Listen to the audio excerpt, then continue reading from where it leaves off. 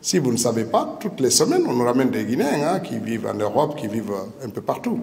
Nous les recevons parce que nous sommes convaincus par les éléments fournis de la justesse de la décision, conformément aux lois du pays qui expulse.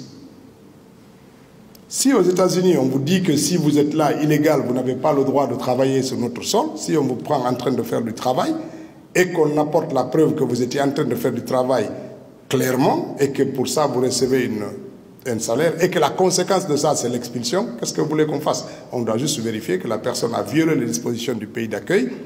Toutes ces informations-là sont réunies avant même que l'avion ne bouge des États-Unis. Il y a un certain nombre de choses. Quand j'ai dit que c'était tous les pays qui étaient concernés, c'est que chaque pays regarde quand même la conformité de la décision par rapport à son pays, au pays de départ. Et quand c'est conforme, qu'est-ce que vous pouvez faire? La Guinée aussi expulse des citoyens. Il y a des gens qu'on expulse ici et qui sont disputés entre des pays. Le plus récent, c'était un jeune Maroco-belge, je crois, un belgo-marocain qui était là et qui devait être expulsé, où chaque pays revendiquait le droit de le faire. Finalement, la décision a été prise de le ramener dans... Voilà. Donc il y a toujours des Guinéens la Guinée qui expulse aussi certains citoyens, et puis d'autres pays nous ramènent des concitoyens. Devant ça, nous n'avons pas d'armes pour dire non.